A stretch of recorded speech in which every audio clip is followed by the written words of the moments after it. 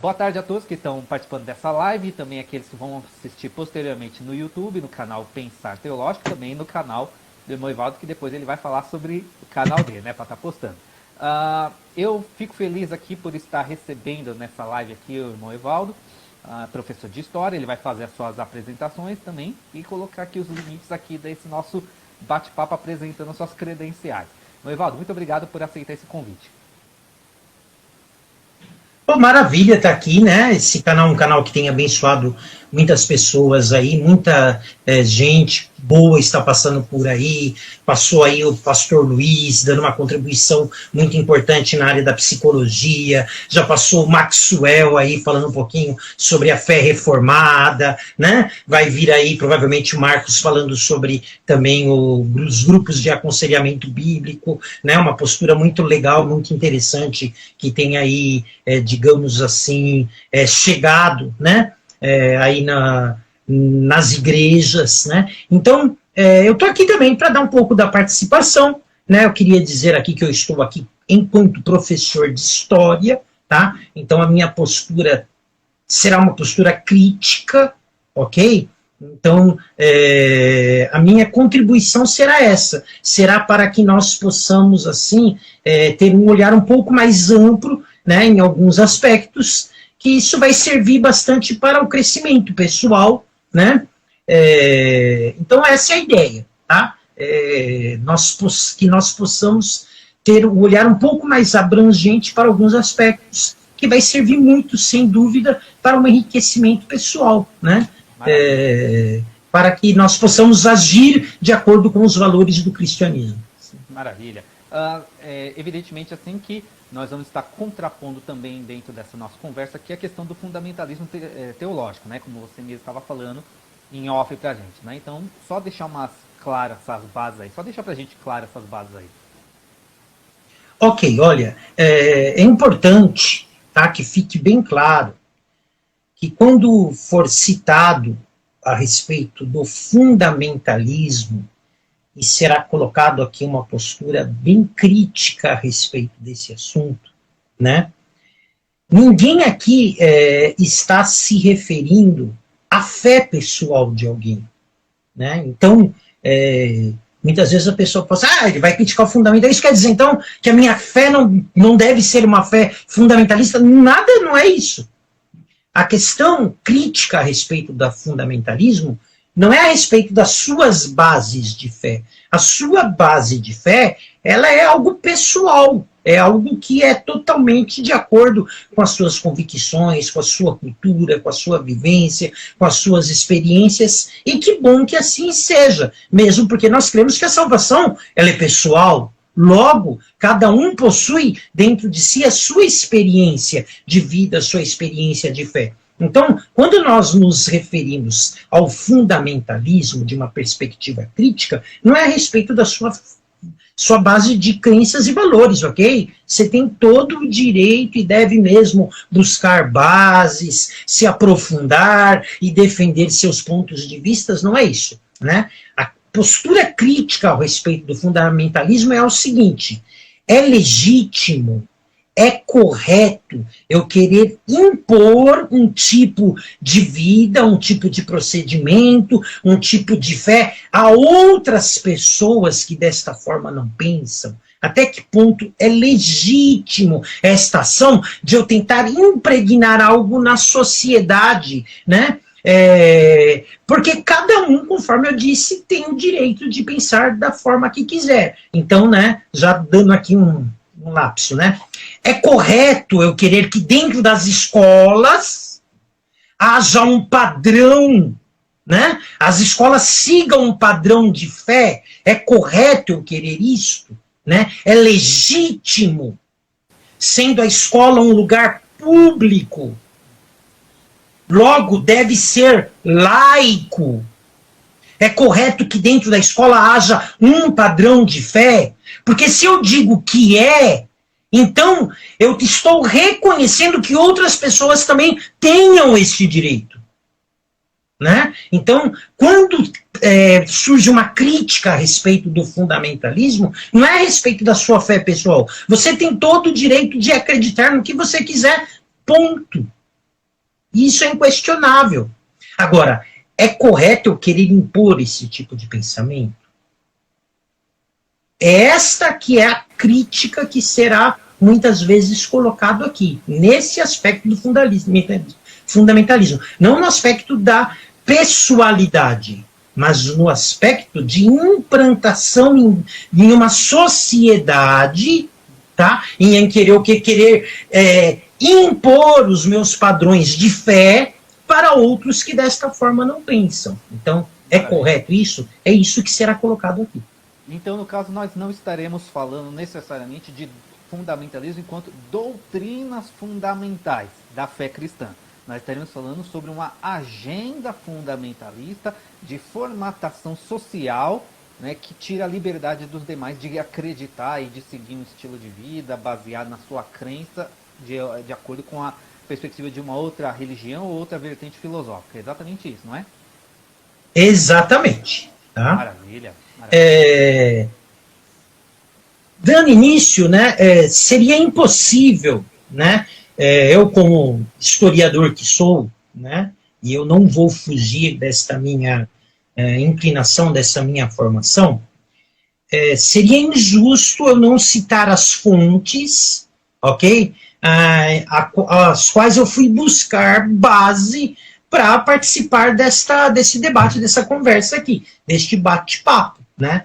Então, eu já posso dizer para vocês que eu li muito essa semana, né? Foi um desafio, estar aqui é um desafio. Não pensem vocês que eu estou chegando aqui para falar o que eu já sabia. Não, eu tive que pesquisar muito e foi muito importante para mim, né? Porque eu aprendi muito nesses últimos 3 dias aqui, tentando me preparar para este debate, né? Então, eu vou mostrar aqui alguns livros, que são os livros que serviram de fonte, tá? Para eu, digamos assim, poder elaborar uma linha de raciocínio que eu vou tentar aqui.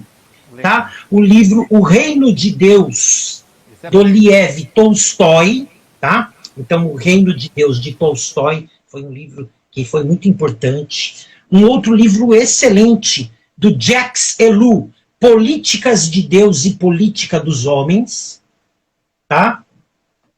Um outro livro que é sensacional, Escândalo do Comportamento Evangélico, do Ronald Sider, tá? Que é uma crítica à postura fundamentalista norte-americana dos Estados Unidos, né? Esse é excelente. Um outro livro aqui de um autor bastante interessante, chamado Renato Alexandre, né? Que é A Revolução do Amor, tá bom? Claro. Que só tem um erro aqui na dedicatória aqui, ele faz dedicatória a pessoas que não mereciam, né? Mas um outro livro muito interessante, Protestantismo e Ditadura Militar no Brasil, de um irmão, Daniel Augusto Schmidt, né? Ele tem todo um trabalho muito interessante a respeito da questão do envolvimento da igreja evangélica na ditadura militar, e é muito importante a gente entender isto.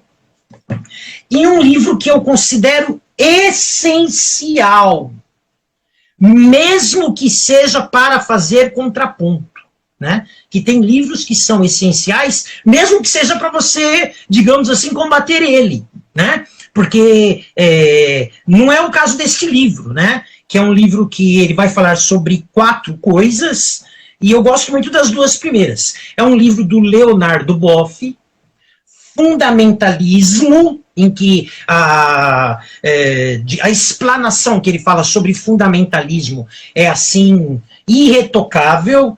Terrorismo, religião e paz. Quando ele fala na perspectiva da religião, eu discordo dele, tá? Então, esse livro dá para perceber que ele fala sobre fundamentalismo, terrorismo, eu acho muito boa essa parte. A parte da religião eu discordo um pouquinho dele, ele tem uma postura muito eclética, mistura muito, né?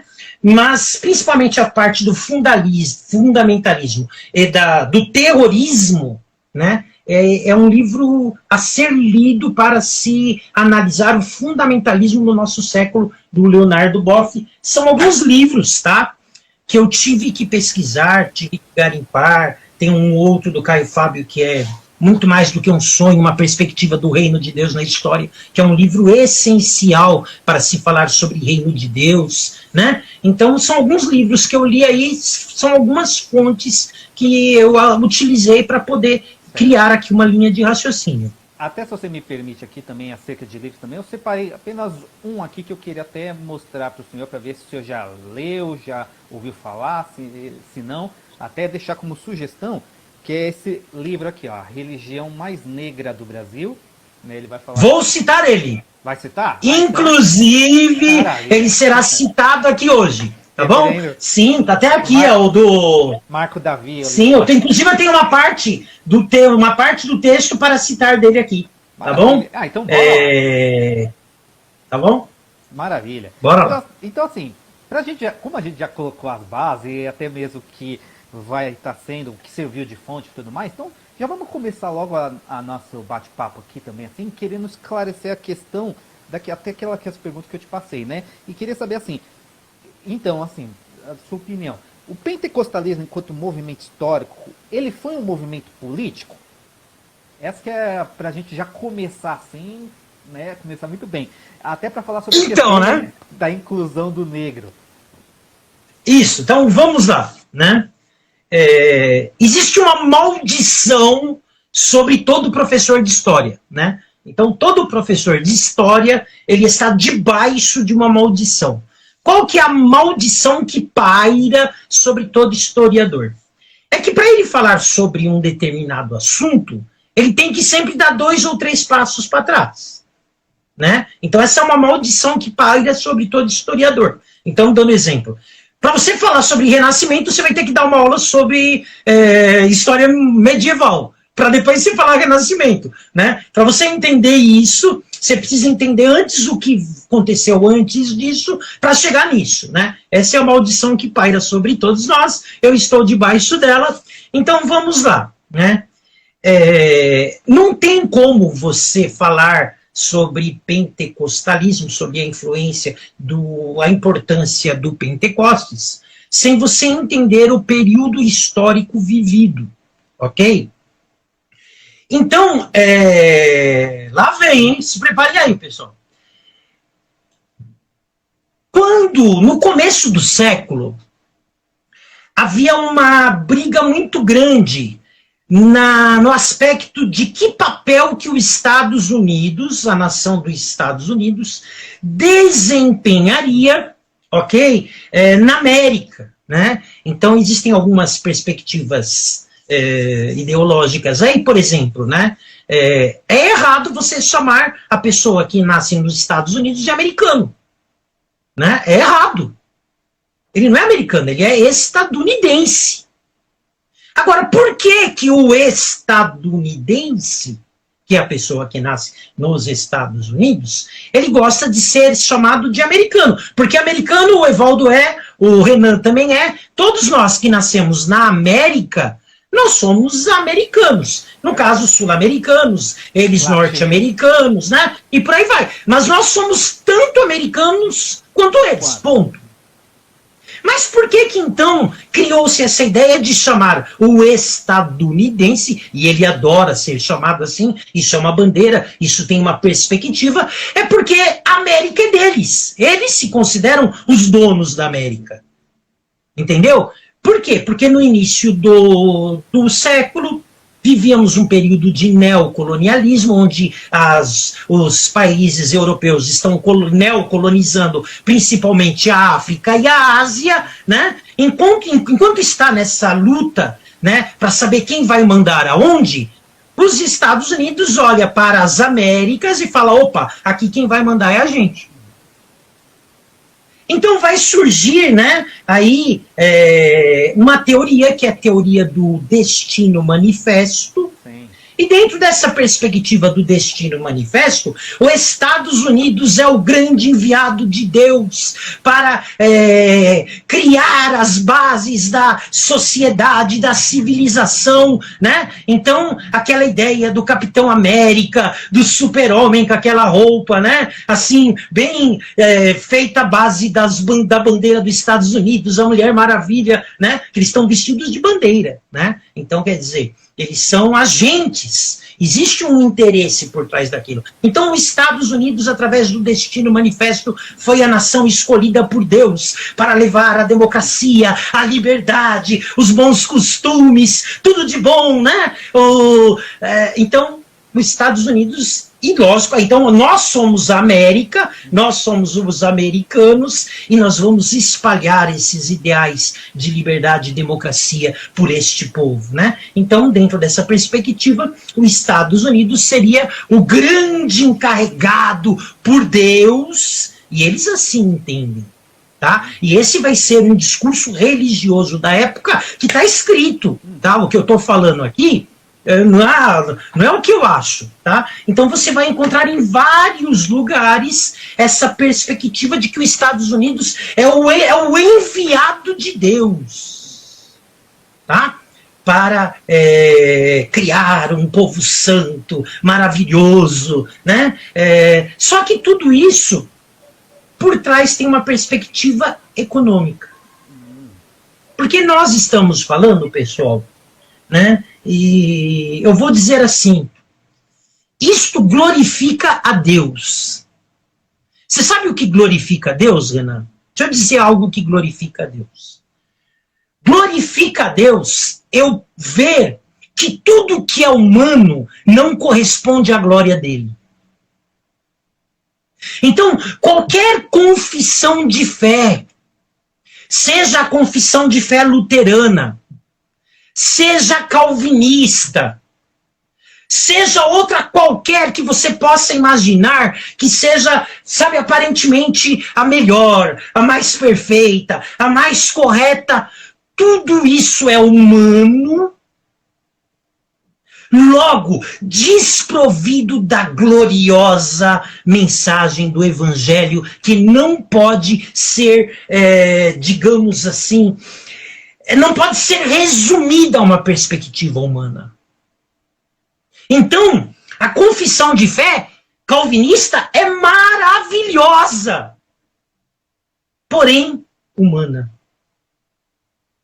A luterana, idem. Qualquer outra que você pensar aí, por mais perfeita, e veja, eu acredito mesmo Sim. que as pessoas que estiveram imbuídas de realizá-las, eles estavam agindo de tremenda boa fé. Sim. Eles fizeram o que melhor conseguiram. Porém, tudo isso é humano. E sendo humano, está longe da verdadeira perspectiva maravilhosa e gloriosa que somente a perspectiva divina possui.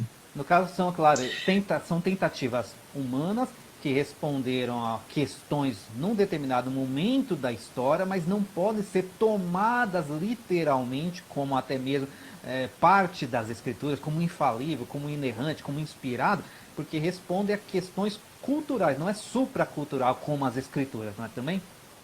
Sim, exato. Então, quando eu estou dizendo isso, voltando lá para o início do século, né, não é nem o século passado, né? É do século retrasado agora, porque nós estamos em 2021, mas lá no início, lá por volta do ano de 1900, então existe essa perspectiva de neocolonialismo. E os Estados Unidos olha para a América e diz, opa, esse pedaço é nosso, essa fatia do bolo, quem vai mandar somos nós. Isso numa perspectiva econômica. Tá? Então, o Destino Manifesto, que tem, digamos assim, essa justificativa espiritual de que nós somos o povo enviado, que vamos aí levar a civilização, a liberdade, a democracia, aquela coisa bonita. Eu fico até emocionado quando eu falo disso, sabia? Né? Então, tem toda uma perspectiva econômica por trás. Né? Econômica que a gente olha aí o que vai ser feito com a América. Né? Então, nós não podemos nos fugir da ideia de que a nossa realidade foi construída. Não existe crise, existe projeto. O Brasil é do jeito que ele é, não é porque estamos em uma crise. Houve um projeto para deixá-lo desta forma. Então, tem todo um interesse econômico, social por trás, Ok? Então, esse destino manifesto, ele vai, digamos assim, estar de acordo com interesses econômicos e será colocado em pauta. Mesmo porque os Estados Unidos, no destino manifesto, que vai levar, né, o povo que foi escolhido por Deus para levar a liberdade, a democracia, é o povo que vai executar todos os índios de sua terra. Então os índios estão sendo executados. Opa, então calma lá, que perspectiva maravilhosa é essa aí? Os negros escravizados. Por quê? Porque existia naquela época a ideia do que é o seguinte, não, a escravidão é algo político. Então, enquanto religião, nós não devemos nos envolver com questões políticas. Mas, ao mesmo tempo em que a crítica religiosa era branda para com a escravidão, mas olha, o católico ele vai para o inferno, viu? Porque ele utiliza a imagem. Eu que tenho escravo, vou para o céu. Mas ele que usa a imagem, vai para o inferno. Então, quer dizer, até que ponto, tá, esta postura religiosa, ela é verdadeiramente cristã?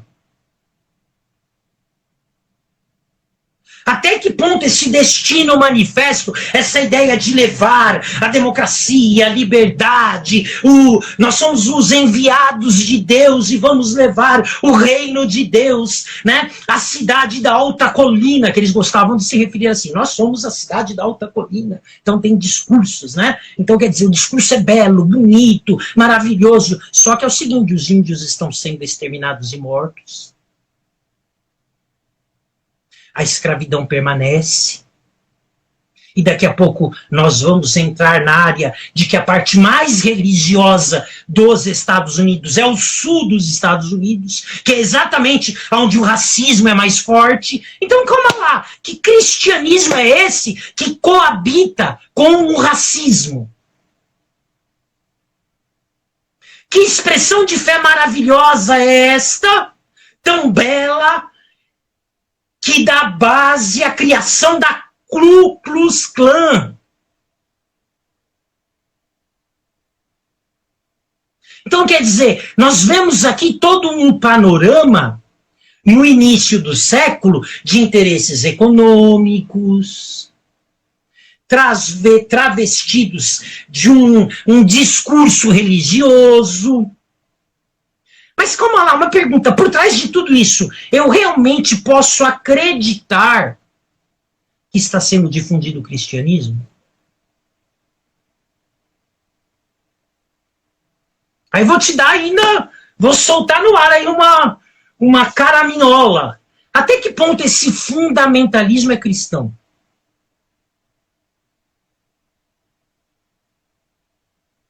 Né? Então o começo do século está muito cheio dessas situações, né? Ok, então vamos lá.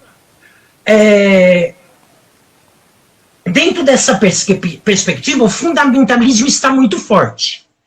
Eu adoro aqueles filmes, inclusive acho que é uma trilogia, né? Que é a trilogia Deus Não Está Morto, né? Esse filme aí, esses 3 filmes que tem aí, né? Eu acho muito bonito e recomendo que assistam, tá bom? Eu já assisti todos, se sair o 4, o 5, o 6 e o 10, também irei assisti-los. Porém, aquilo é uma parte da história, né? Então, lá naquele filme Deus Não Está Morto, então, é a respeito de uma aluna, né? Em um é um aluno, no outro é uma aluna. Pouco importa a situação mesmo. Né? De uma aluna que ela quer a liberdade de manifestar a sua fé em um ambiente acadêmico, então, é proibido tal, então ela luta pelo direito de professar a sua fé. Aí tem um que é um professor que num determinado momento fala de Cristo para uma aluna, e aí ele é processado, porque enquanto professor ele tinha que ser acadêmico, então tem todo um debate. Um debate necessário, bonito, legal, como eu disse, assisti a todos e recomendo. Porém, essa é a segunda parte da história, tá? A primeira parte da história muitos preferem não ver. Em 1925, nos Estados Unidos, houve o caso Scopes. Tudo isso que eu estou falando, quando você postar lá o vídeo, eu vou colocar todas essa base embaixo. Tá? Houve o caso Scopes em 1925. Houve o caso Scopes. Só um minutinho. E o que foi? No caso Scopes, um professor, ele foi processado e seria preso, sendo ele um professor de biologia, por em uma escola citar as bases evolucionistas. Então é o contrário. No Deus está morto, no Deus não está morto, a ideia é o seguinte, são os processos para alguém poder defender a sua fé. Só que em 1925, no caso Scopes, foi o contrário. Era um professor que numa escola citou Darwin, as leis evolucionistas, ou seja, ele propagou ali a teoria evolucionista. Detalhe, ele respondeu a processo e ele seria preso. Então é o fundamentalismo não permitindo, dentro de uma escola, a propagação de um pensamento contrário dele. Você percebeu que é o inverso? Sim, uma perseguição aos inversos. Você percebeu a parte 1 da história? Sim. No Deus não está morto, é a parte 2. Vamos para a parte 1, o caso Scopes. 1925, o professor de biologia, ele fala sobre as leis darwinistas, sobre a teoria da evolução, e ele responde processo, e houve as imprensa entra, houve toda uma agitação, tal, e ele ganhou o direito de exercitar ciência dentro da escola. Ou seja, de falar outras teorias dentro da escola. E neste momento, o movimento fundamentalista estadunidense, ou norte-americano, se preferirem, né, sofreu um baque. O fundamentalismo norte-americano sofreu um baque até o ponto que ficou, digamos assim, vexatório.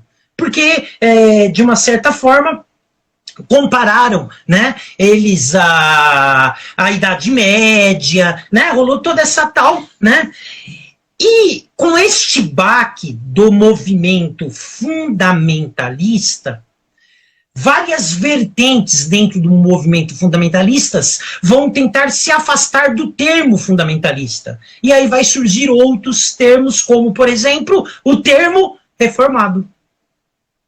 O que seria o termo reformado? Não, olha, nós não somos aqueles fundamentalistas. Nós temos uma outra perspectiva. Também somos fundamentalistas quanto à fé, mas nós temos uma outra. Né? Então, houve, digamos assim, um enfraquecimento, pelo menos dentro de uma perspectiva midiática, do fundamentalismo.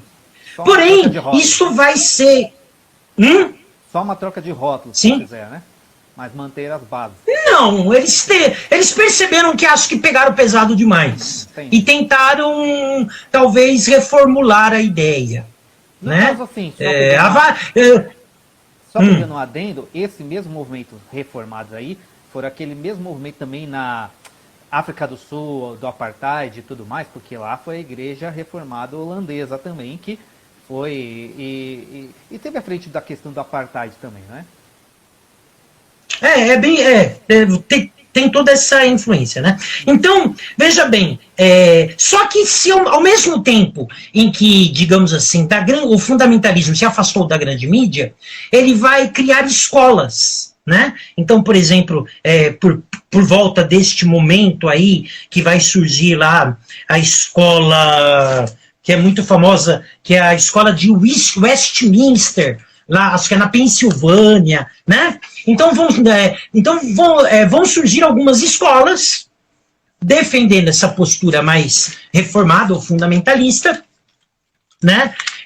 Descolando, digamos assim, dessa perspectiva. É interessante, tá, aqui, porque como professor de história, a gente tem que contextualizar de vez em quando. Então é um pé lá e um pé aqui, né? Então, o exercício histórico, ele exige que você sempre faça essas mudanças. Então, contextualizando.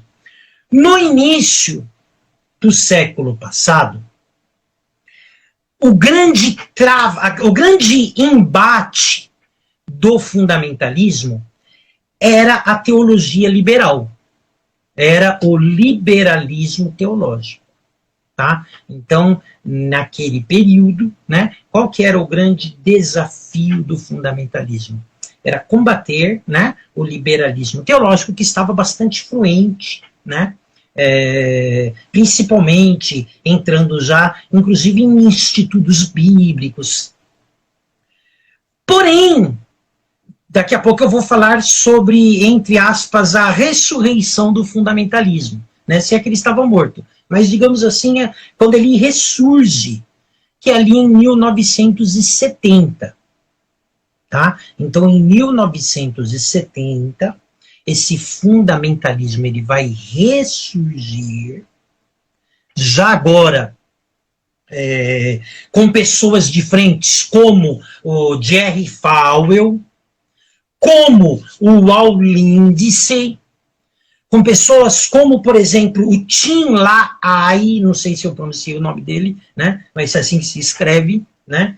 Então, esses personagens, eles vão, digamos assim, trazer de volta o fundamentalismo, porém agora atrelando a uma questão política. Tá? Então, só para essa transição. Mas voltando um pouquinho lá, né, que a gente está falando de fundamentalismo. Dentro dessa perspectiva que está essa encrenca, né, surge o pentecostalismo. Então, lembra que eu disse para você que para eu falar sobre um determinado assunto, o professor de história ele tem uma maldição, ele tem que dar 2 ou 3 passos anteriores. Eu dei esses 2 passos. Então, vamos entender agora o pentecostalismo. O pentecostalismo, ele não surge como um movimento negro. Ele surge como um movimento branco. Ok? Tanto que o principal, digamos assim, um dos principais pregadores, né? O nome dele, tem até o nome dele aqui que eu peguei, é o Parham? Não, tá aqui. Então vamos lá. No início do século, o nome dele é Charles Parham. Sim. Ok? Então vamos lá, ó. Por volta de 1900, um pastor chamado Charles Parham difundiu em sua escola bíblica em Kansas, nos Estados Unidos, o ensino da glossolalia, como evidência do batismo com o Espírito Santo, ou falar em outras línguas, tá? Então, digamos assim, um dos pioneiros, né, é Charles Parham. Parham era um admirador da Ku Klux Klan. E permitia somente que seus alunos negros ouvissem suas aulas do lado de fora da porta. Tá? Então, ele era um pastor. Ele começa a desenvolver a ideia do falar em outras línguas como evidência do batismo com o Espírito Santo.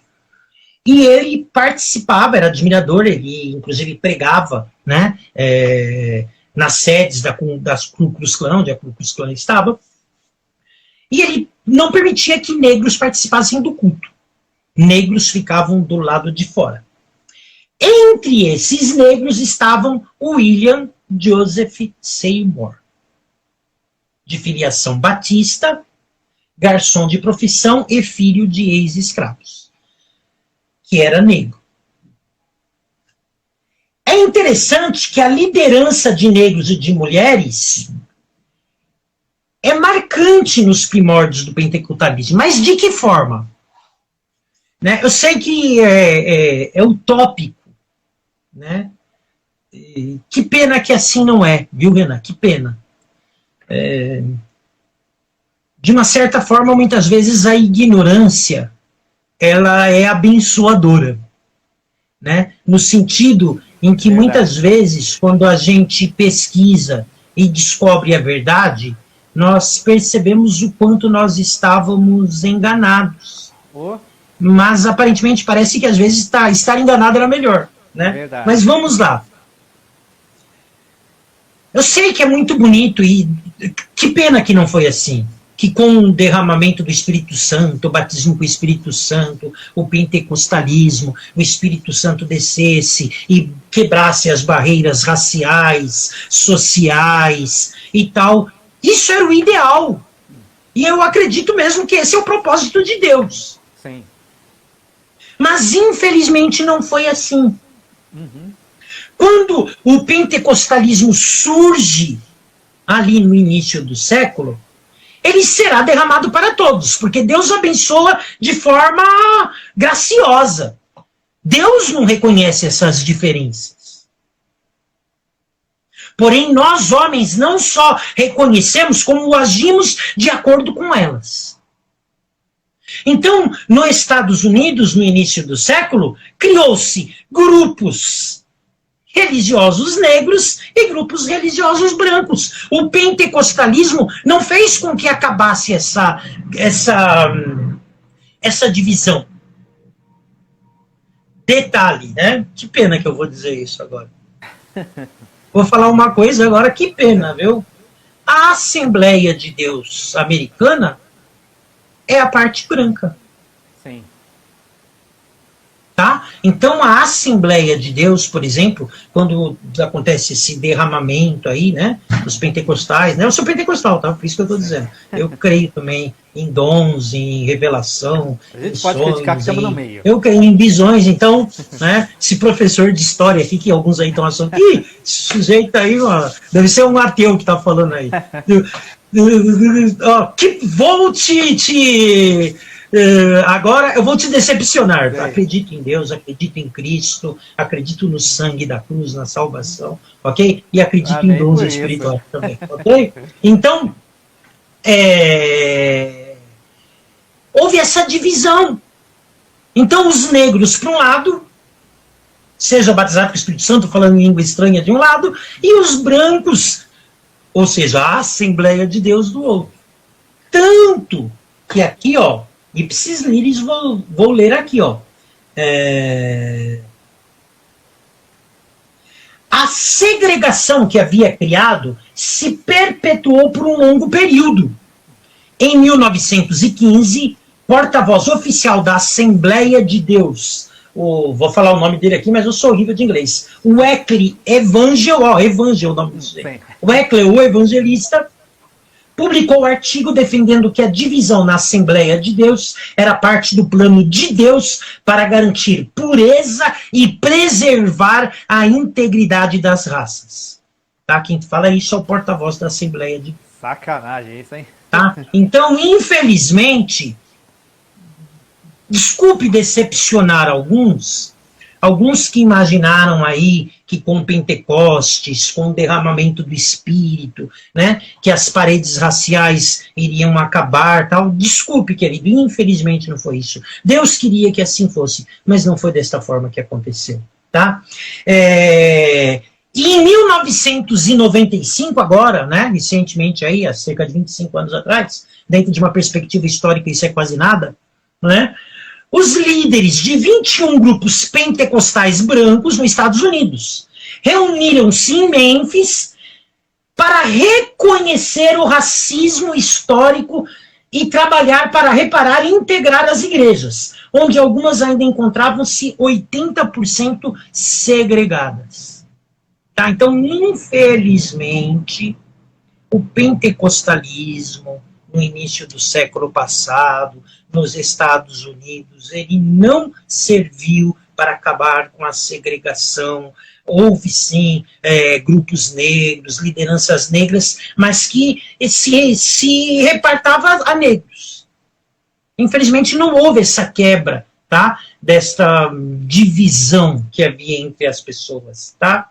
Infelizmente, não dá para dizer que o pentecostalismo mudou isso, tanto que em 95 agora, líderes de 21 grupos pentecostais, eles reconheceram, né, o seu racismo. E neste livro aqui, né, que eu comentei, que inclusive acho que você leu também, o escândalo do comportamento evangélico, é interessante que da maioria das pessoas que veem esse título, o escândalo do comportamento evangélico, eles pensam que o livro vai se referir a escândalos de ordem sexual, né? É verdade. E não é.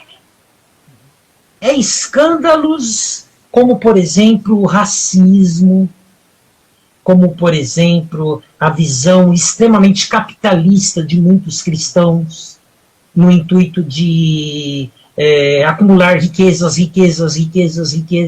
e até que ponto isso pode ser considerado algo cristão, né? Então, este livro é uma pancada aí, quem não leu, eu recomendo que leia, né? E este livro é um livro que ele testifica o racismo dentro do protestantismo estadunidense, se alguém preferir norte-americano, ou se preferirem também americano, né? Já foi feita a ressalva lá no início da live, né? Então não dá para você dizer que o pentecostalismo ele quebrou essas barreiras. Eu queria muito dizer isso. Olha, eu falo isso com meu coração em lágrimas. Como eu queria poder dizer aqui que o derramamento do Espírito Santo ele tirou, né? Infelizmente, dentro de uma perspectiva social, o racismo ele continuou, e pior, né? Pior ainda. Quando nós analisamos o mapa dos Estados Unidos, e aí a gente vai entender um pouquinho da colonização americana, onde nós sabemos que o norte foi colonizado por uma burguesia, né, então com um pensamento mais assim, digamos assim, liberal, né, econômico, e o sul dos Estados Unidos, de uma forma, a gente fala que é escravocrata, né? Ou seja, no sul dos Estados Unidos, a escravidão, né, semelhante à escravidão ocorrida aqui no Brasil também, né? Então, o sul dos Estados Unidos, totalmente conservador no aspecto social, né? Tem até aquele filme E o Vento Levou, que é um clássico do cinema, que vai mostrar essa guerra, né? Tem Lincoln também, Caçador de Vampiros, mas esse eu não sei se é muito apropriado para mim recomendar, né? Mas então, nós vemos ali a guerra civil americana, né, norte-americana, do sul contra os Estados Unidos, o sul defendendo a escravidão, né? E quando nós falamos, tem até um termo bonito, rapaz, eu não sabia que tem esse termo aqui, só que quando eu fui falar ele, quase que entortou minha língua, que é o Bible, ó que coisa bonita aqui, quer ver? É o círculo bíblico, né? O cinturão bíblico, lá nos Estados Unidos, que é a região mais evangélica, que é o sul dos Estados Unidos. Você sabe qual é a região dos Estados Unidos onde o protestantismo é mais forte? É o sul dos Estados Unidos. É o mesmo lugar onde o racismo é mais forte. Tá? É Bible Belt, ó que bonito isso, né? É o cinturão bíblico, né?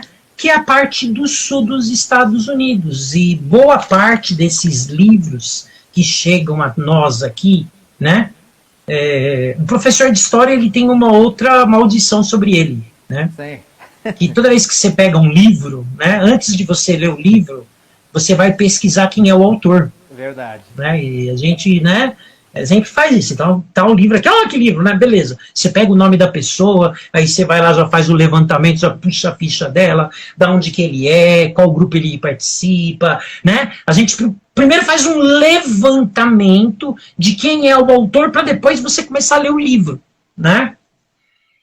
E eu fiz isso recentemente com um livro aí, né? Que um amigo meu, né? Que inclusive eu recomendei ele aqui, né?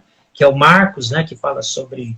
que vai falar aí sobre o aconselhamento bíblico. Ele me emprestou um livro, eu li o livro e tal, mas antes eu fui fazer esse levantamento, né?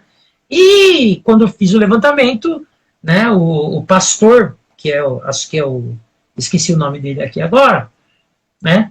Mas ele é um confederado, né? E ele já teve livros que gerou uma repercussão negativa nos Estados Unidos, que ele já esteve envolvido em movimentações considerado movimentações raciais, tá? Então, com isso eu não estou aqui dizendo que ele é, eu estou dizendo que existe todo o envolvimento nesse sentido.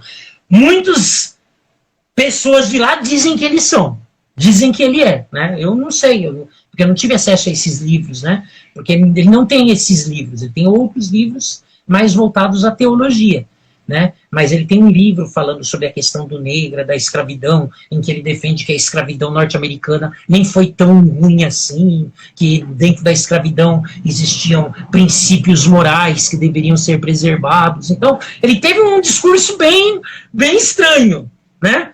Bem estranho, né? E tá aí, entendeu? Então, até que ponto essas pessoas que escrevem livros que nós lemos, tal, até que ponto, no que ela está envolvida, no que ela acredita, qual o objetivo, né? Nós precisamos ter um cuidado maior a respeito daquilo que a gente está lendo, né? Agora, você quer fazer uma pergunta que eu sou professor de história, né? Não, tranquilo, quanto a isso aí, tranquilo, eu tô até aqui prestando bastante atenção aqui, absorvendo. Beleza, né? Então, eu falei Peraí, desculpa, só fazer só um acréscimo, porque assim, é interessante que quando a gente, geralmente quando a gente vai ler assim, se a gente é mais leigo na questão de história e tudo mais, não tem essa percepção de se aprofundar e conhecer os contextos, dar os 2 passos para trás, a gente, infelizmente, a gente só vê recortes de um contexto e geralmente contado como se fosse não uma biografia histórica ou de personagem, mas uma hagiografia. E é só o lado bom, só as coisas boas. Só ali a gente vê ali o pentecostalismo no início dele como se fosse o céu na terra. Mas na verdade o que a gente percebe realmente, tanto que eu estava até pesquisando também sobre Azusa, falando que o movimento Azusa não levou mais do que 6 anos. Ele mesmo começou a ruir por dentro com divisões e tudo mais, inclusive raciais, teológicas, enfim, que levou, ou seja, todo aquele movimento todo, só que se a gente passa por uma pessoa e mostra dessa forma, a pessoa fala, não, que você não acredita na nação do espírito, tudo mais. Fala, não é isso, eu só estou mostrando a realidade.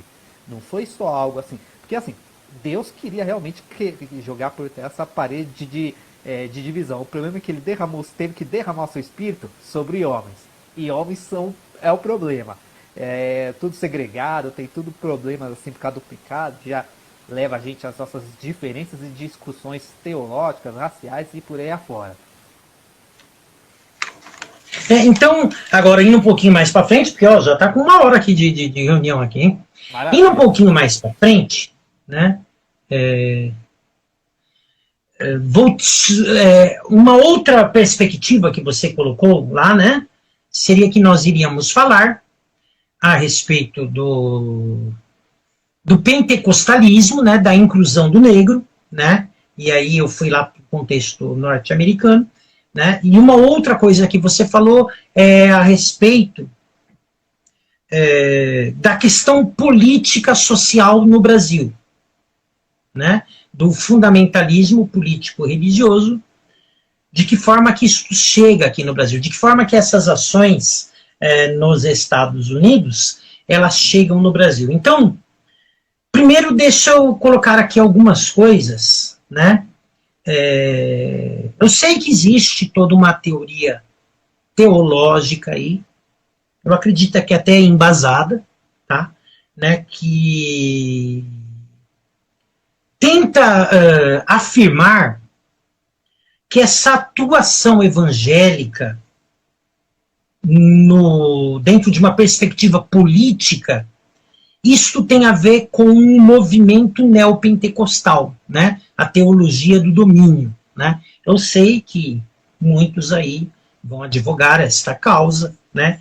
Dizer que, né, o que acontece na sociedade brasileira hoje, né, do envolvimento de religiosos aí, por exemplo, no governo Bolsonaro, né, de uma participação mais efetiva da igreja, numa perspectiva política, isso se deu devido a um movimento neopentecostal, né? Então, de teologia do domínio, né? Eu sei que existe todo um embasamento sobre isso, e eu não vou aqui questionar essas bases, porém eu vou dizer que eu entendo que esta perspectiva, ela seja muito superficial.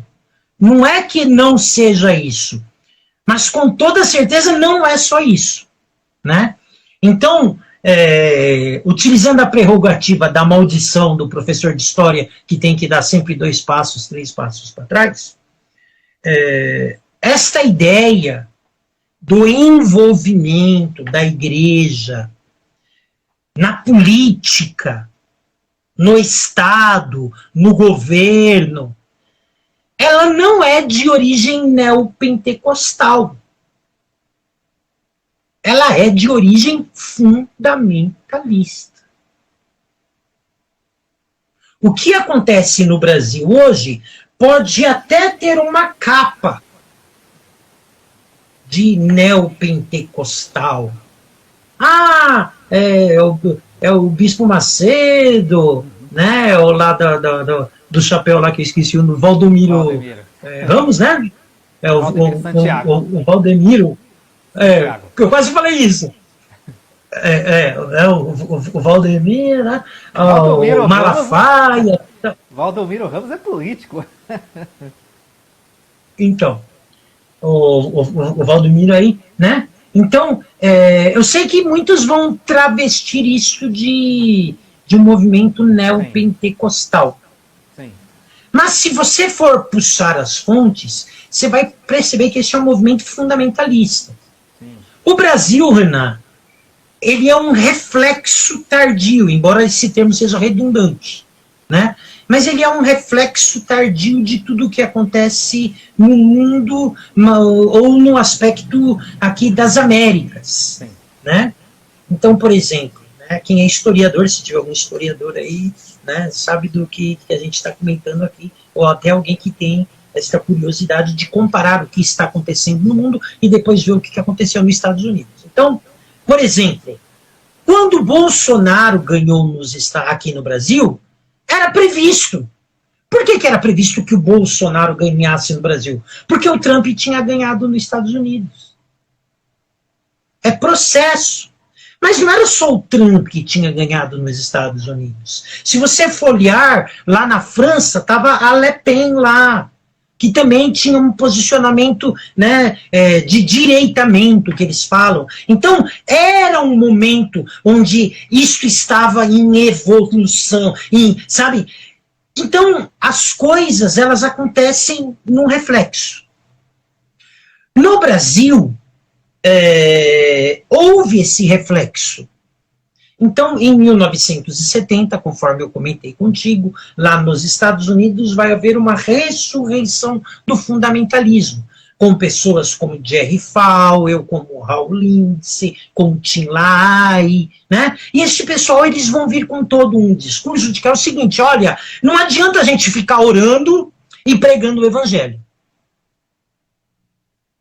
Não adianta ficar na nossa igreja orando, pregando o evangelho, para a gente poder verdadeiramente interferir na sociedade, nós precisamos de uma atuação política. Nós temos que governamentar através da nossa fé.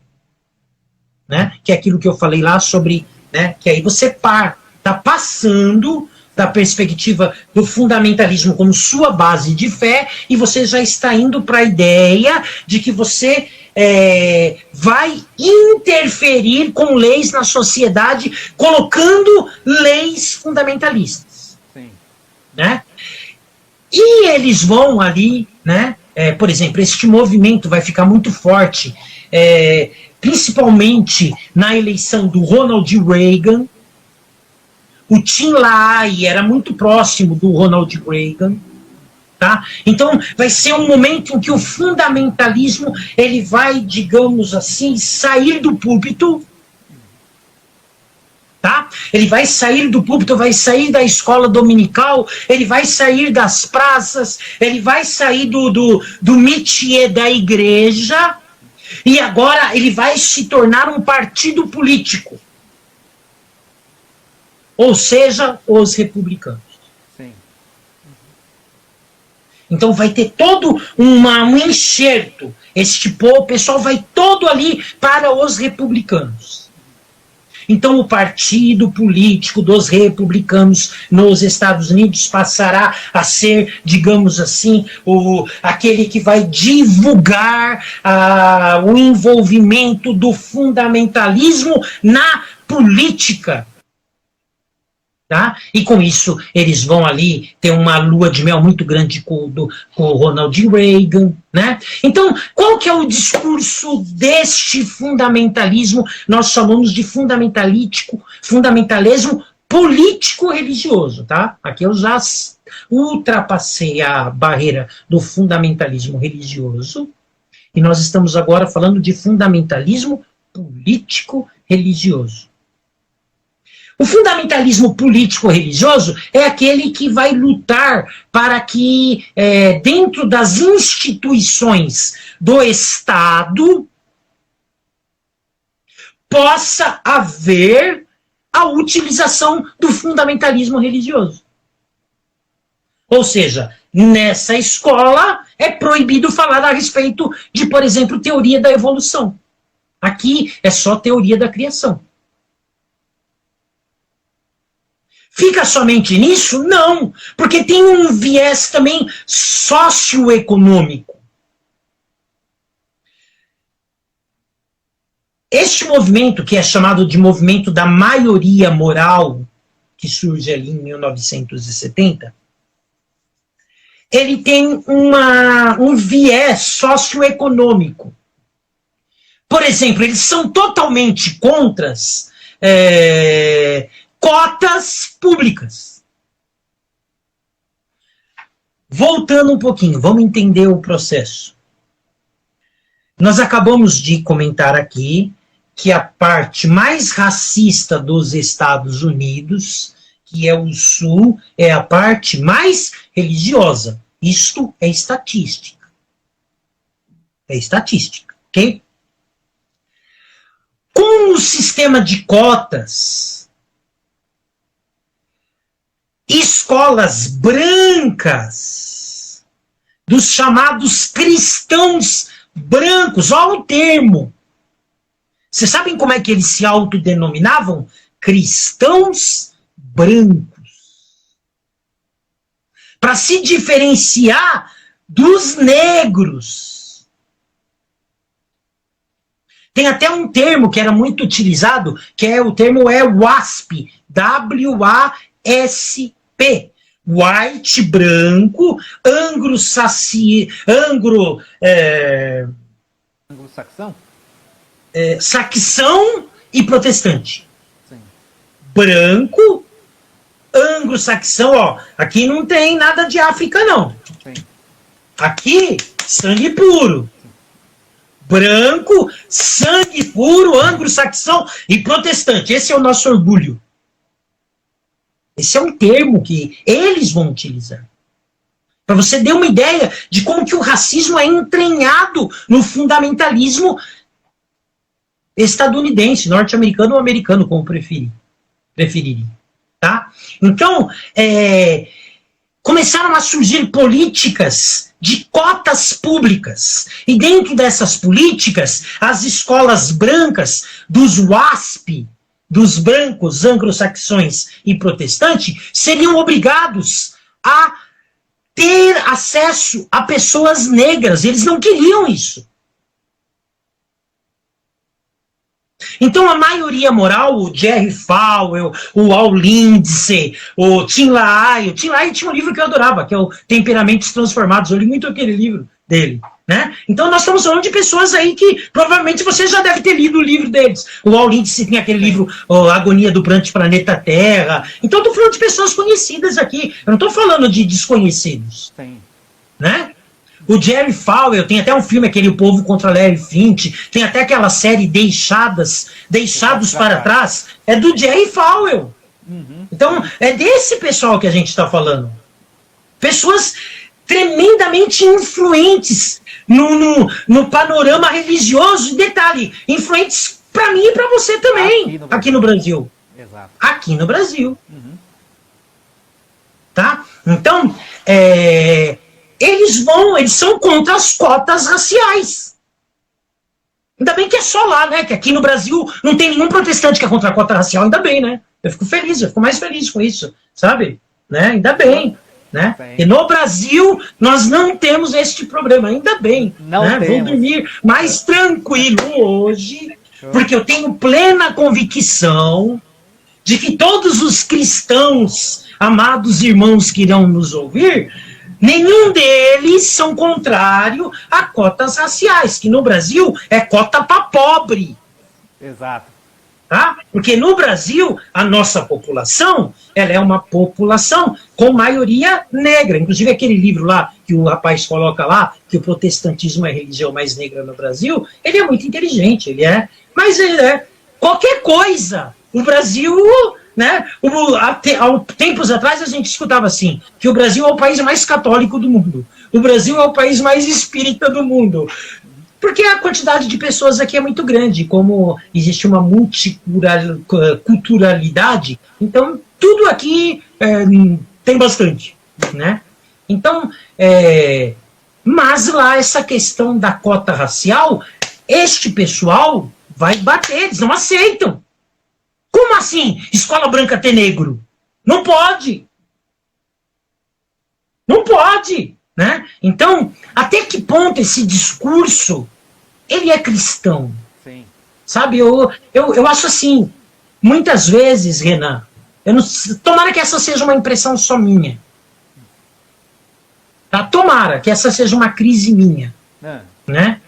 Tomara que seja uma crise minha. Mas muitas vezes eu vejo algumas máximas, alguns pensamentos no nosso meio, e eu estou falando aqui como pessoa que vive no meio protestante, que você olha e fala, mas calma lá, isso é cristão? Já aconteceu isso com você? Já. Direto. Então, isso é cristão? Isso pode até ser protestante, mas não sei se é cristão. Pode ser evangélico do meio evangélico, mas não evangélico do evangelho. Exato. Né? Então, quer dizer, não... Então eles lutavam contra cotas raciais. Eles lutavam, né? Eles achavam, por exemplo, extremamente errado que o Estado, através de obras assistenciais, ajudasse financeiramente quem não possui a mesma fé que eles. Não, calma lá, eu pago imposto. Então, esse dinheiro deve ser revertido somente para ações na qual a minha base de fé está convicta.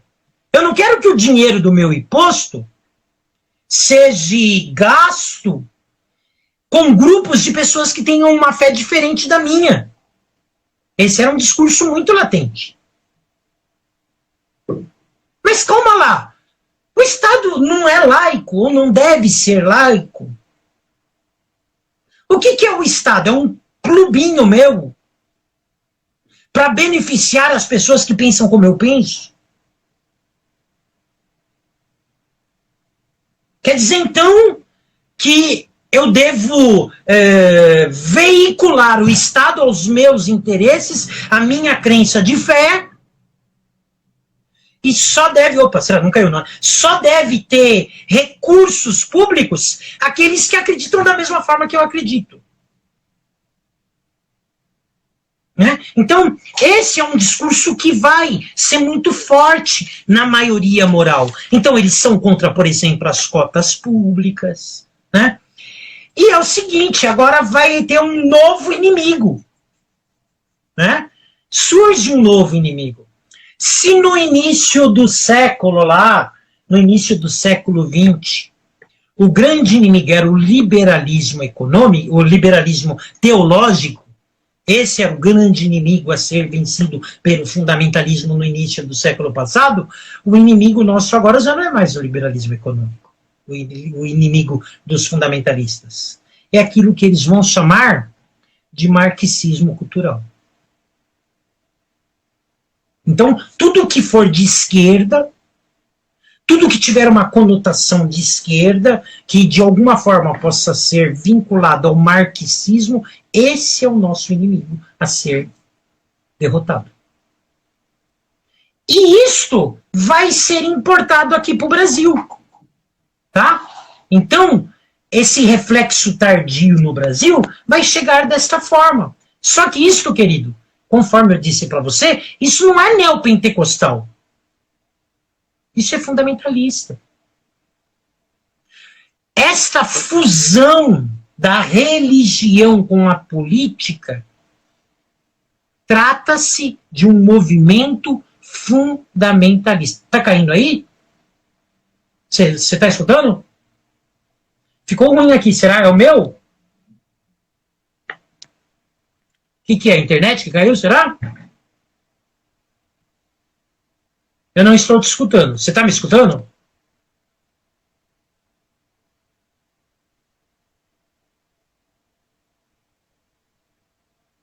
Você está me escutando? Eu não estou te escutando, Renan. Agora eu tô te ouvindo. Peraí. É que o meu microfone estava desligado. Qual que estava desligado? O seu ou o meu? Agora eu tô ouvindo. Né? Então, ó, né, para 1h30 aqui. Você tem um prazo de live, não tem? De tempo de live? Ih, ficou ruim de novo. Só, deixa eu fazer um teste. Piorou? Será que é a minha aqui?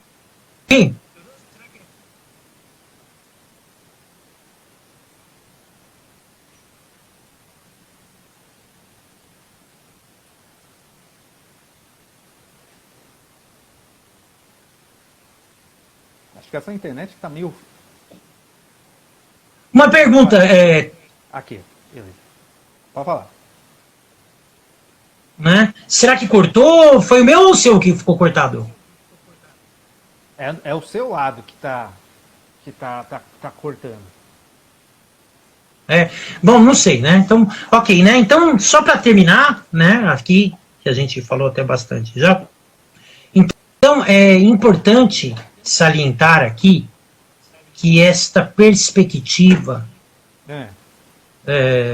do envolvimento da igreja na política, ela não é de origem neopentecostal, tá? Isto vem bem anteriormente. Conforme nós acabamos de ver aqui, ela vem dentro de uma perspectiva de fundamentalismo religioso.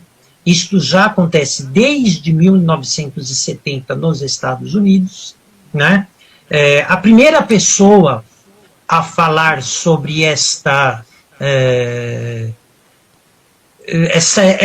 inclusão da pauta política na igreja, né? O nome dele é Josué Silvestre. Ele escreve um livro, ele é da Assembleia de Deus, e ele escreve um livro chamado Irmão Vota em Irmão. Isto dentro da Assembleia de Deus, isto ali no século passado, tá? Ali, volta de 1980 e alguma coisa, já, né? Então, trazendo essa perspectiva fundamentalista de entrar dentro de uma perspectiva estatal, né? E desta forma intervir no Estado, né? Ou seja, é a igreja saindo do púlpito. Ela saindo do púlpito, ela saindo das praças, ela saindo da escola dominical, e ela indo para o Estado, né? E ela querendo gerir leis agora de acordo com os seus princípios, né? É isto que está acontecendo, né? Eu, para mim, para terminar, tá? Que 1h30 aqui, né? A live não pode ser muito comprida, que ninguém aguenta ficar até o final. Eu acho, Renan, né, o meu entendimento, um grande erro, tá? Para mim, vou mais dizer que é mais do que o erro, é um pecado. Eu considero um pecado você corromper o que é santo com o que é mundano.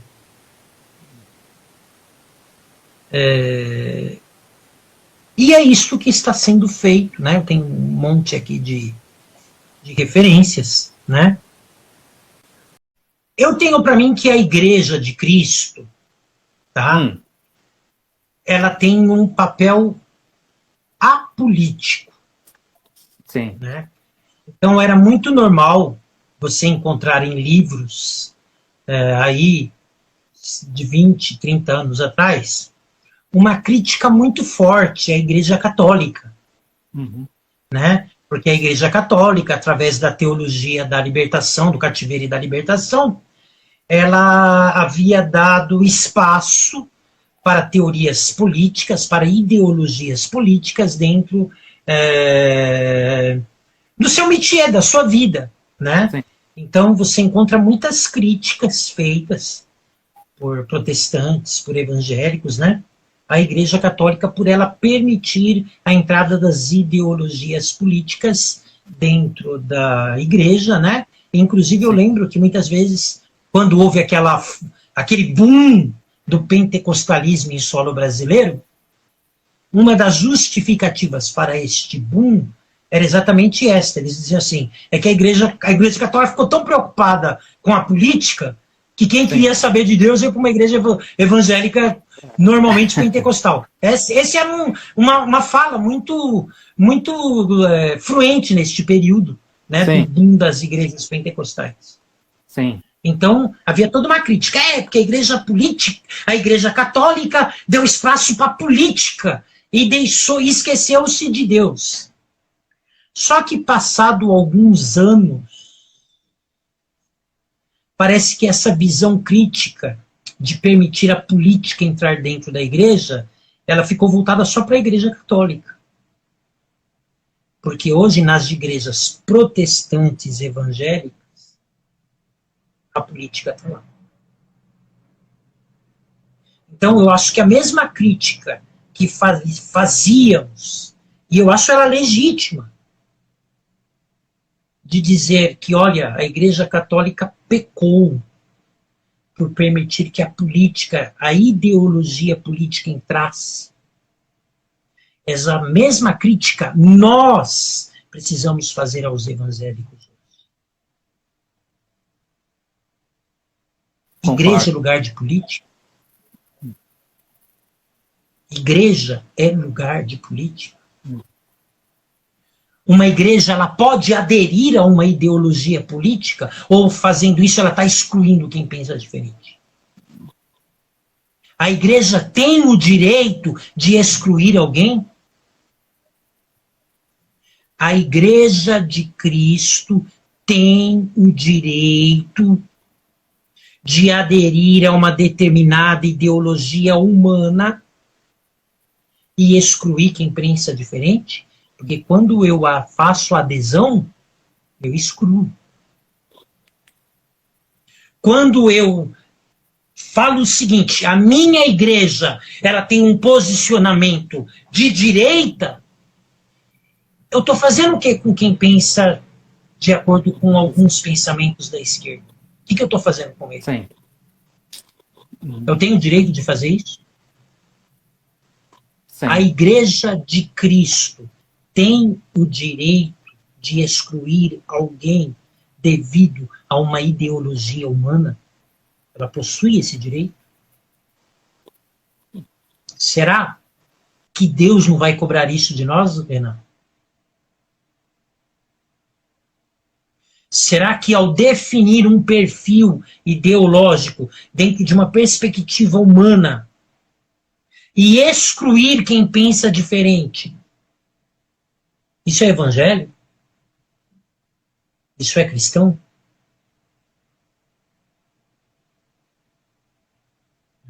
Então, eu acho que existe essa crítica a ser feita, tá? Então, é uma crítica necessária a partir do momento em que, por exemplo, você vê fotos de batizandos, de pessoas sendo batizadas, e elas estão num rio, e dentro do rio está fazendo o número do candidato que aquela igreja está apoiando. Sim. Ou, em cima de alguns púlpitos, alguém fazendo um determinado sinal que nem sei se é cristão, para defender um partido político. Eu acho que a mesma crítica que os evangélicos fizeram à Igreja Católica, de que um dos motivos de que supostamente ela teria, digamos assim, errado espiritualmente, foi ter ido a política. Eu acho que corre o risco de, daqui uns 20 anos, Renan, alguém escrever um livro também, dizendo que a igreja errou por permitir que a igreja entrasse dentro. Só que dessa vez quem vai ser criticado não vai ser a Igreja Católica, não.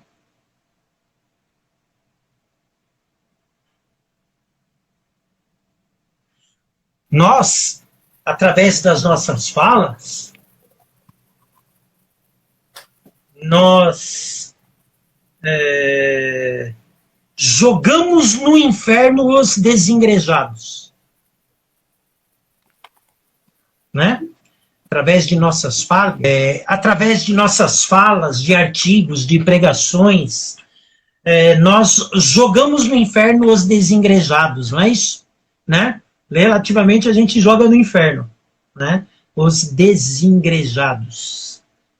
Desigrejados, né? Eu estou colocando um M a mais, os desigrejados. Mas será, Renan, que muitas vezes não é a nossa postura que expulsou eles de lá? Será que a partir do momento em que a igreja ela opta por ter um tipo de pensamento, esse pensamento não é excludente? Para se pensar. Tá? Então, eu acho que chegou um momento de nós deixarmos de lado um pouquinho os títulos e os pensamentos de determinadas escolas de pensamento, sei lá, a escola de pensamento calvinista, ou arminianista, ou A, ou B, ou C, ou D, ou tal, que, conforme eu disse, por melhor que sejam, são tudo tentativas humanas de se compreender o que dentro da cabeça humana não cabe, que é o amor e a revelação de Deus, né? Que quanto mais falhas, de uma certa forma, o ser humano apresenta, mais o nome de Deus é glorificado no sentido em que ele é santo. Né? Dentro dessa perspectiva, a própria falha humana glorifica a Deus por demonstrar a sua diferença. Né? Então, nós precisamos urgentemente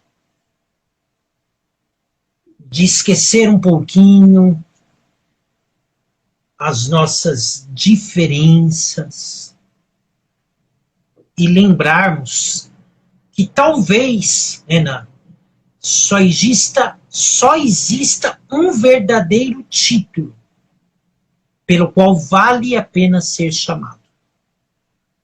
É ser cristão. Tá? Precisamos ser mais cristãos. Menos evangélicos, menos católicos, menos qualquer outra coisa que você possa colocar aí. Nós precisamos ser mais cristãos. Eu acho que a gente não pode esquecer o fundamental do que vale a pena crer.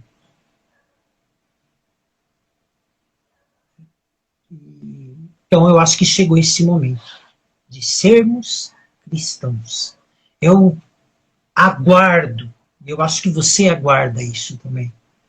Eu aguardo um reavivamento do cristianismo. Porque toda escola de pensamento humana, ela só vai glorificar o nome de Deus no sentido em expor a diferença delas para com aquilo que verdadeiramente é santo. porque todas elas são humanas, e por melhores que tenham sido feitas, são corrompidas. Agora, eu acho que chegou a hora da gente parar de em escolas de pensamento ou em ideologias. A igreja ela não pode ter, querido, nem de esquerda, nem de direita. A igreja ela tem que se preocupar com aquilo que verdadeiramente é válido, com o evangelho que não é nem de direita e nem de esquerda, ele é do alto. agora, em termos de Brasil, falando em termos de Brasil também, mais especificamente da nossa atualidade, né? Eu queria também que você comentasse com a gente também um pouco, e também a gente pudesse tratar um pouco essa questão da atual bancada evangélica. Nós podemos dizer que a bancada evangélica representa os interesses da igreja, e aqui eu não falo só ou então isso aqui é simplesmente uma agenda de poder a serviço do reino dos homens. Bom, primeiramente, olha,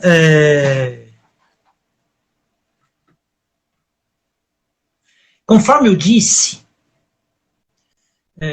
o nome de Deus, de uma certa forma, também é glorificado quando se é exposto às imperfeições humanas, no sentido de diferenciar Deus de tudo isso.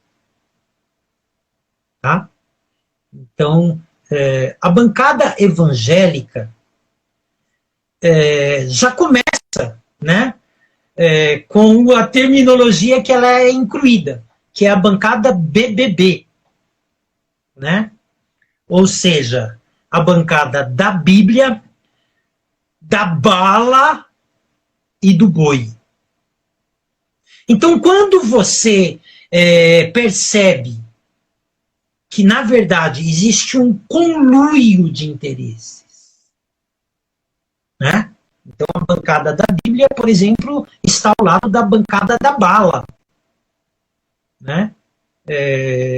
Eu sei que alguns aí talvez não encontrem tanta dificuldade em amealhar os dois, né? Eu sei que tem muito cristão aí que defende a questão do porte de armas, do armamento, tal, né? Eu sei que tem aí um pessoal que chega a defender, né? Mas, na melhor das hipóteses, o que eu posso dizer é que se ambas podem até ter algum pensamento semelhante, maior será o número das diferenças. Tá? Então, Evaldo, se isso não escandaliza o Renan, eu respeito o seu ponto de vista. Ao Evaldo escandaliza a bancada da Bíblia está ao lado da bancada da bala. Ao Evaldo. Tá? Porque, conforme eu disse, antes de eu pensar em linha de pensamento A, B, C, eu acho que eu tenho que pensar em cristianismo. Eu tenho dificuldade em imaginar Cristo com uma arma na mão. Tá? Eu tenho muita dificuldade em imaginar Cristo disparando bala. Eu tenho. Se o Renan não tem respeito, talvez o seu entendimento vá além do entendimento limitado aqui do Evaldo, aqui, que é meio baixo. Tá? Então, se o Renan ele consegue visualizar Cristo, né, fazendo com uma arma na mão, tentando defender o armamento, eu tenho dificuldade. A bancada do boi, que são os ruralistas, né, chega a causar um certo espanto, porque o que se diz é que nunca o Brasil produziu tanto carne, soja e derivados, né, que é a bancada do boi, aí, os ruralistas. Então, olha, Renan, eu tenho uma informação ótima para te dar. Nunca o Brasil produziu tanta carne, né? Aí você vai ficar todo contente. Pô, que legal, Evaldo. Dá uma chegadinha ali no açougue e vê lá quanto é que tá o quilo da carne. Verdadeiro absurdo. Calma lá. Essa carne está sendo produzida para quem? Pra gente ou para vender lá fora? Exato, essa é a questão. Então essa bancada do boi, na verdade, ela está defendendo interesses de quem? É para matar a fome da população brasileira? De carne que não deve ser, porque a carne está a um preço enorme. Então, se o... como é que é? Se é pop, né? Tá lá, se o agro é pop, o agro é tech, o agro é tudo, o agro só não é alguma coisa que está trazendo comida para pro meu prato. Ele pode ser tudo isso. Ele pode ser pop, pode ser tech, pode ser tudo, mas não é uma indústria que está trazendo a comida pro meu prato. Porque, olha, o brasileiro se alimentar hoje está complicado. Nós tivemos que voltar às aulas em período de pandemia, porque as crianças não tinham o que comer em casa. Então, um dos motivos das aulas voltarem, mesmo sem todo mundo estar vacinado, é porque precisa dar comida para o pessoal. Porque a escola tem a função social. Não dá para deixar esse pessoal em casa, porque eles estão passando a necessidade de alimentação. E quem trabalha numa escola sabe do que eu estou falando. Então o agro é tudo, menos algo que está trazendo comida para o meu prato. Ou para o prato da população brasileira. Tá, então a bancada do boi. A bancada da bala.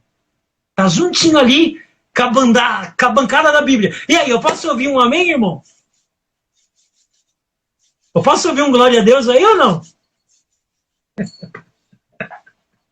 Pois é, então, essas indiscrepâncias que nós vemos. Então, calma lá, o que essa bancada evangélica, o que ela está defendendo?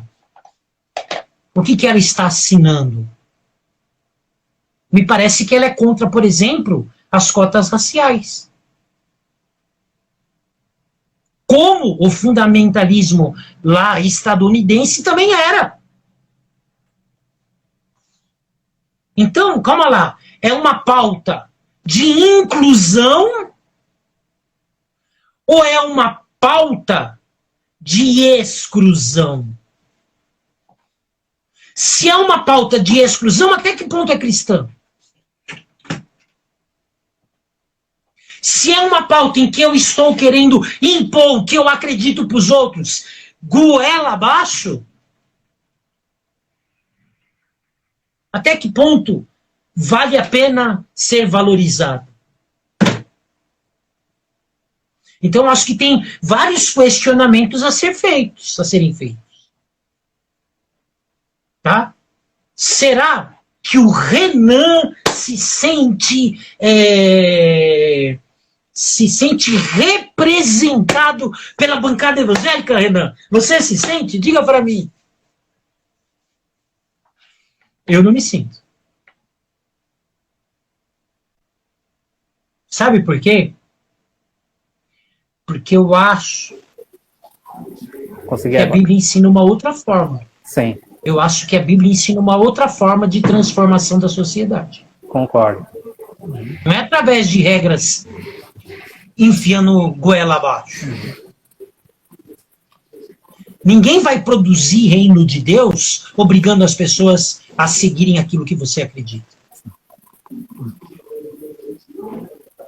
A ampliação do reino de Deus não possui uma pauta autoritária.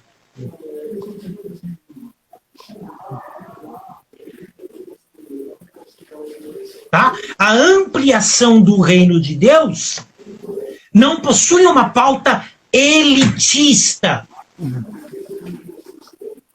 de interesses econômicos de uma determinada classe.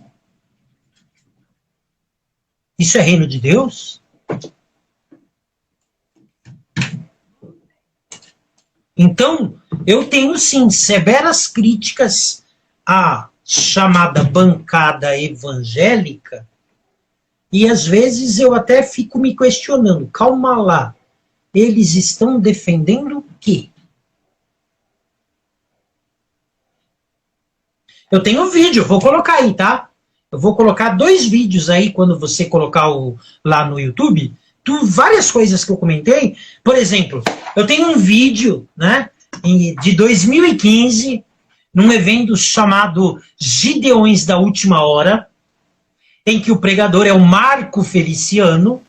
Icônico. E o Marco Feliciano, ele diz com todas as palavras: pessoal, eu tenho para vocês uma notícia maravilhosa.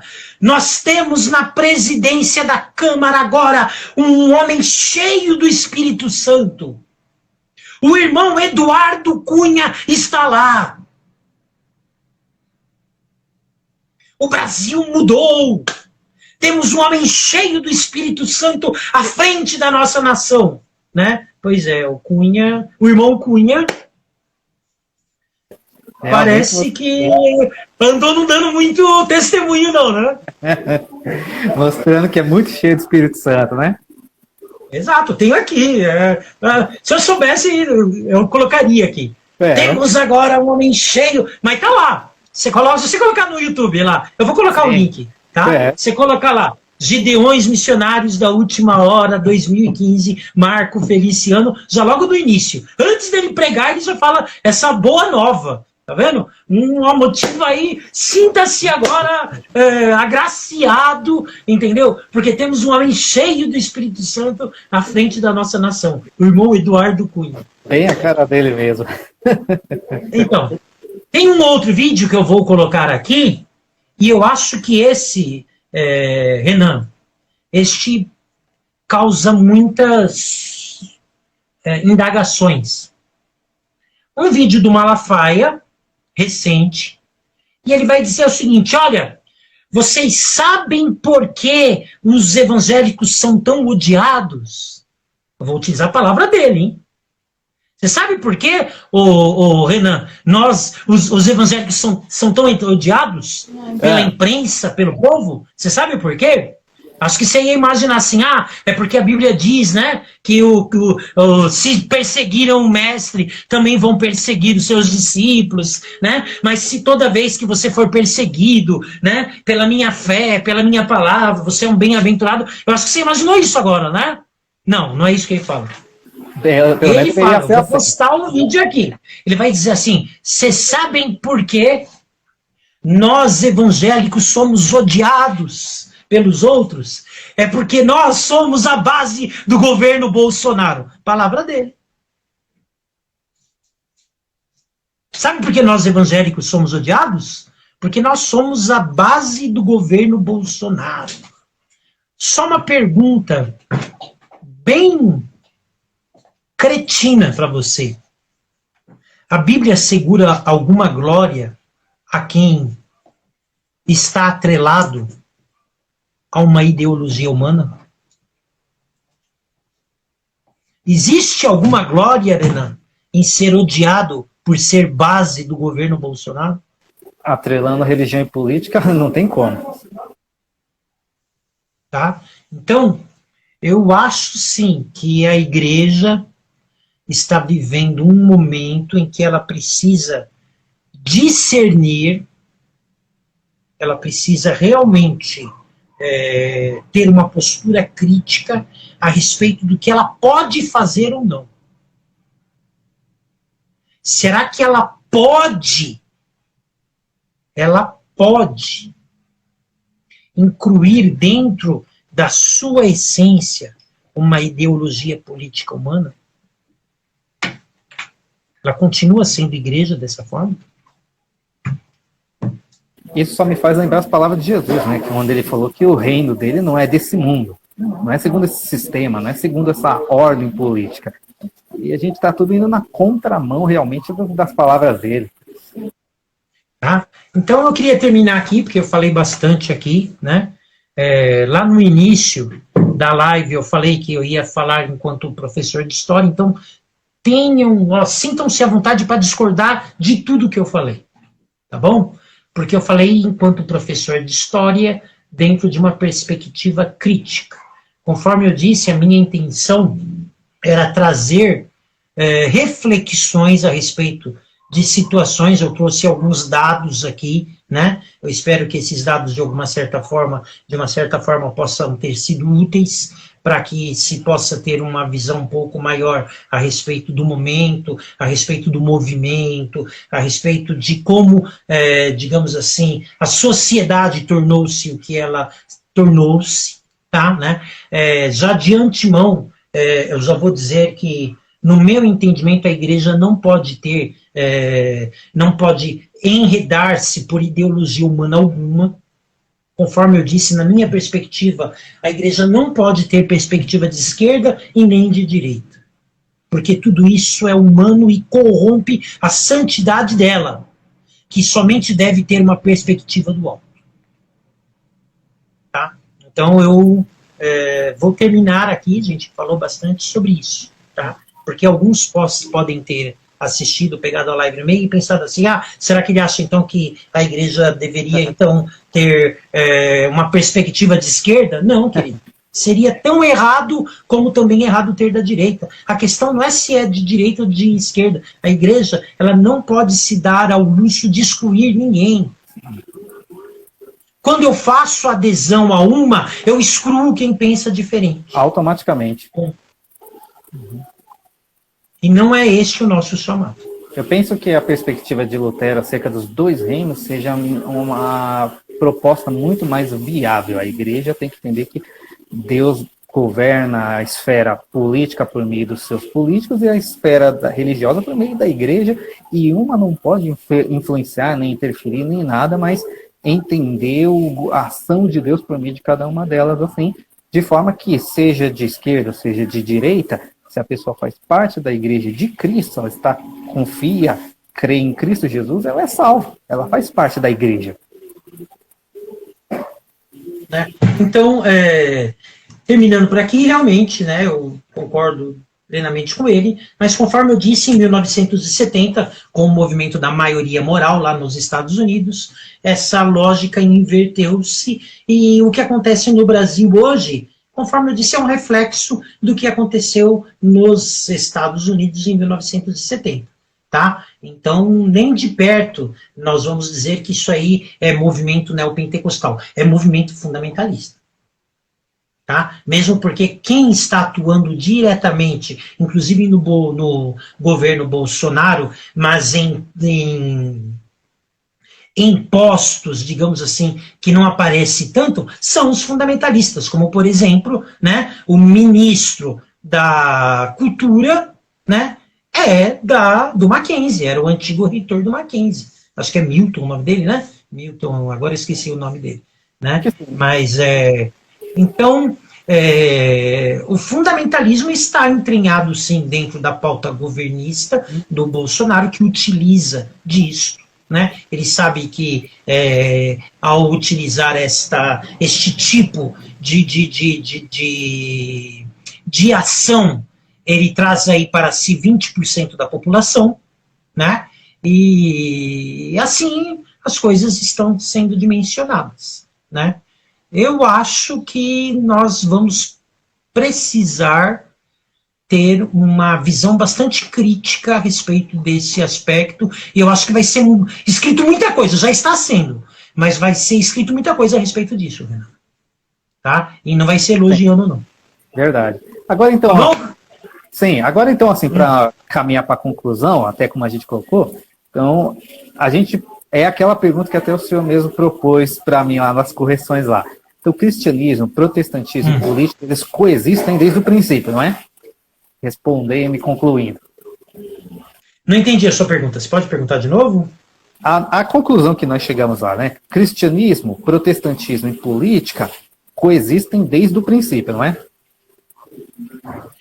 Então, Renan, eu vejo bem, como professor de história, e eu vou até pegar uma carona agora na filosofia grega, né?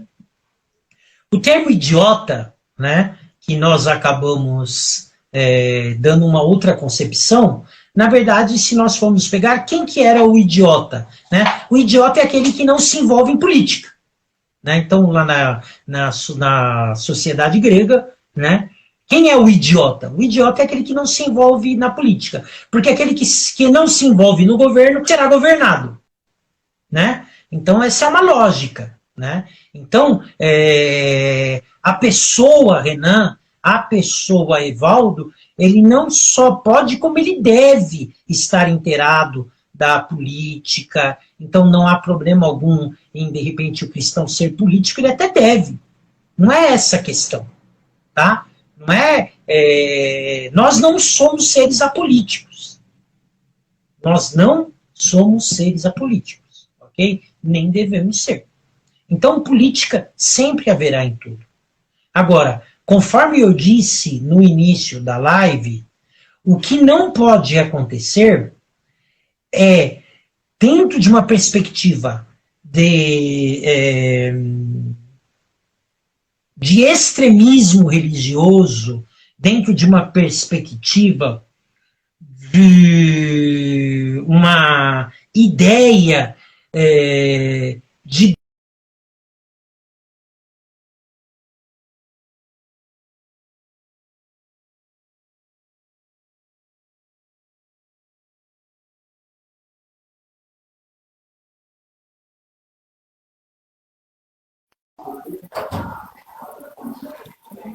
deve, tá? Não é isso, tá? A crítica aqui feita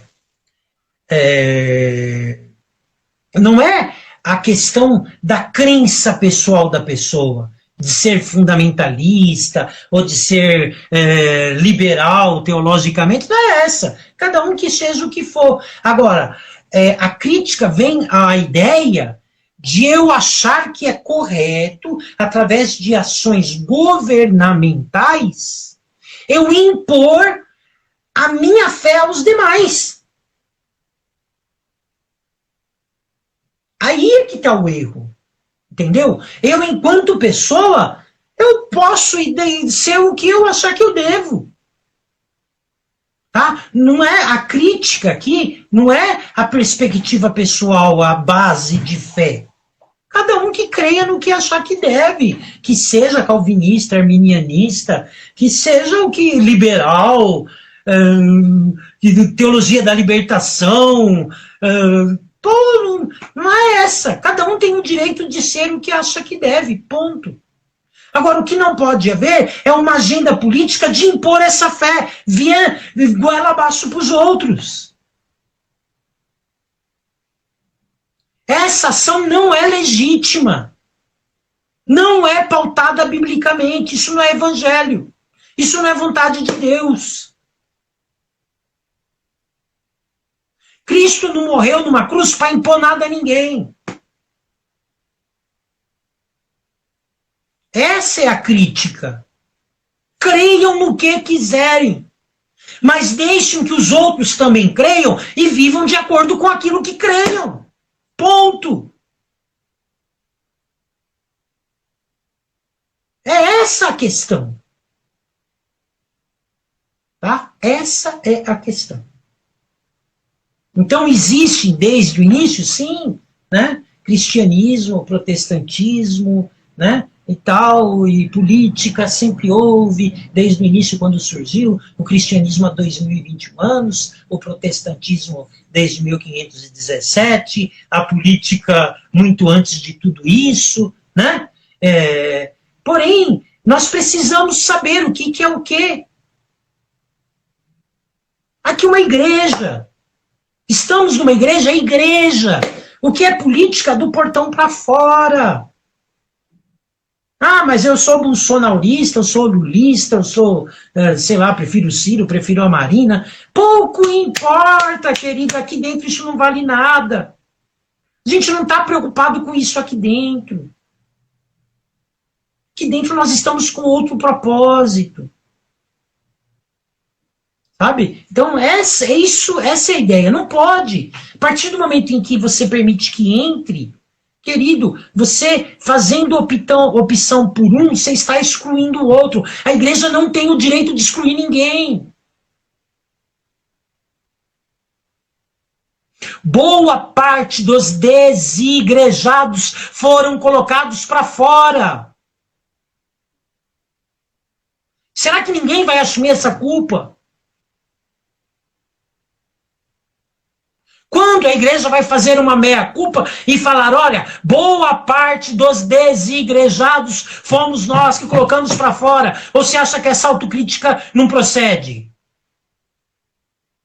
Procede muito.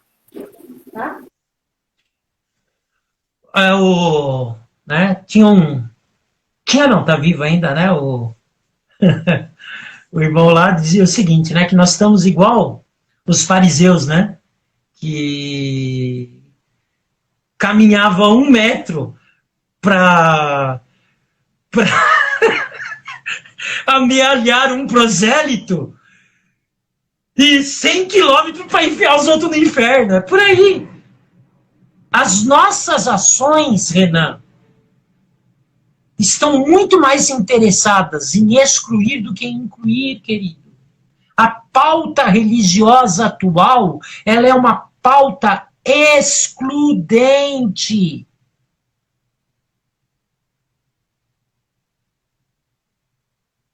É para quem pensa igual eu.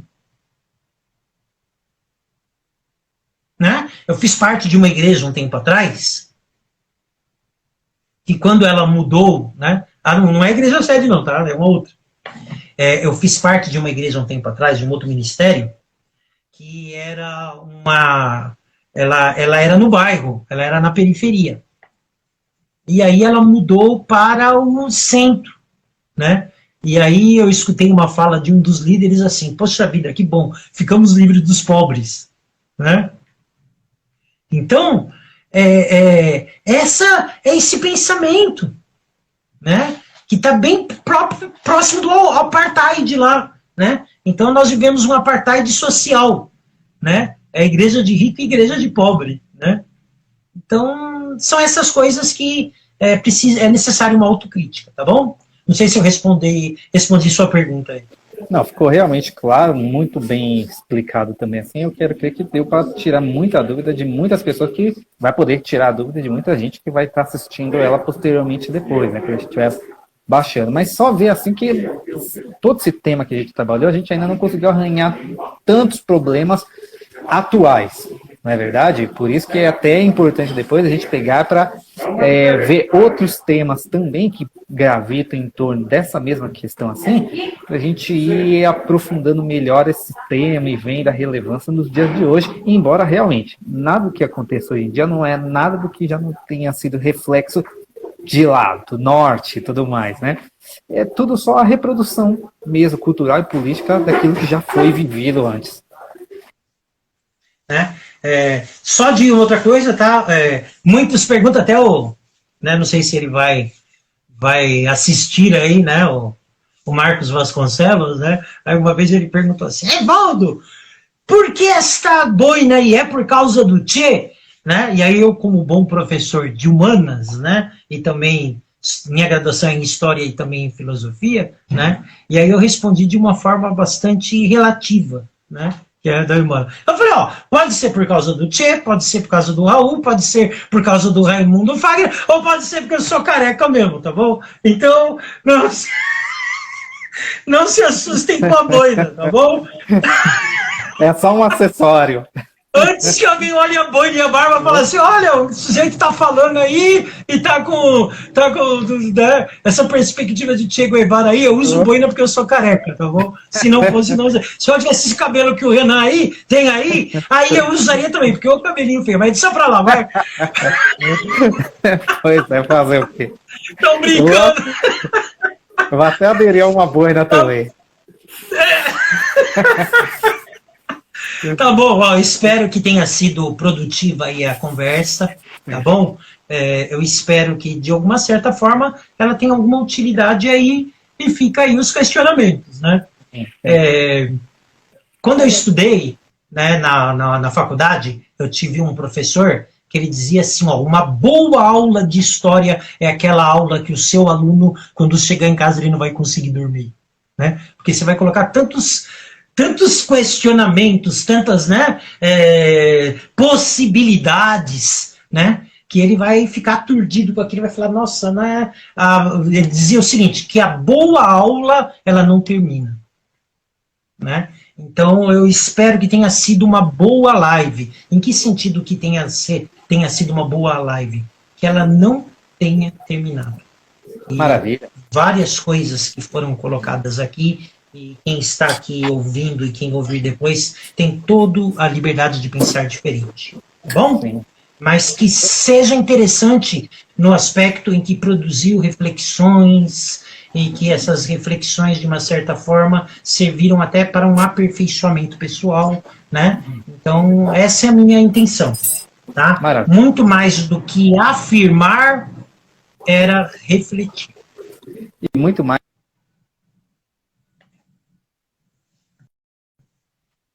Outra parte,